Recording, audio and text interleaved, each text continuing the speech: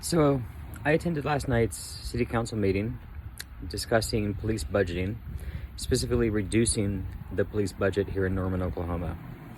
And there were two groups of protesters, Black Lives Matter protesters, of which I was part of, and Back the Blue protesters, which were comprised of families of police officers, supporters of police officers, and I assume some actual police officers as well. And I'd like to talk about what happened there and what my views on some of this is. So there were a couple of incidents where there was violence. I witnessed one of these myself, and while I didn't witness the others, they are similar in tone.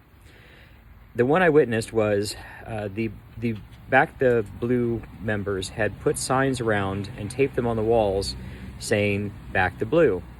And some of the Black Lives Matter protesters removed some of those signs.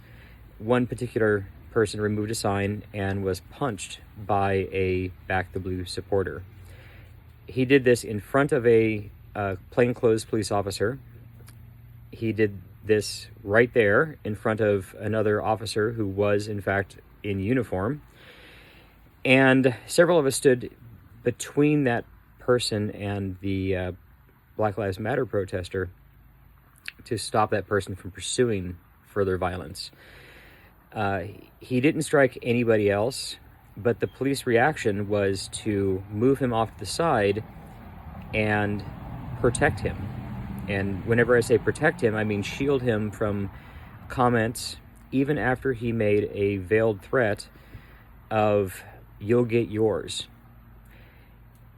This is very strange to see, where police witness a physical aggression, a physical attack, and they decide that they're going to protect the aggressor because they agree with them. So rather than removing that person, which they should have done, the police support that at a protest dealing with police violence. Most, if not all, of the Black Lives Matter protesters wore masks. The police supporters largely did not. I'd have to say probably about 40% or so maybe didn't wear masks. The other 60% or so did. It was more than half, but not a whole lot more from anecdotal feel.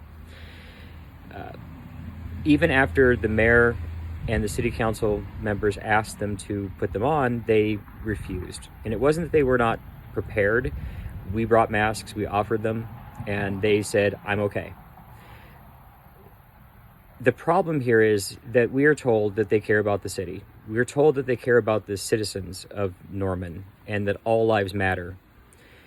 And at the same time, they make it very clear that they do not believe that the rules and the restrictions apply to them. There was no hard rule saying you had to wear a mask. That is true. But by not wearing one, they're showing that they really don't care nearly as much as they say. And they really only care about certain lives. The third incident, or the third issue I had with the meeting, was the number of guns there. Norman City Hall has a sign that says "No firearms." Now, I understand on-duty police officers have a duty, it's their job to carry a gun. It's their job to be there in case something does happen, some violence breaks out or whatever. But the number of off-duty police officers, the number of officers in plain clothes walking around with guns, was a show of force at a event that deals with police force. So what's the message that I took from that? Is that we have guns, we have force, we have excessive force, and what are you going to do about it? At a very time where the police really should be thinking about what they're doing here. If they really want to reach out to the public, maybe they shouldn't use an overt show of force when we're talking about police having too much power and too much force already. Thank you.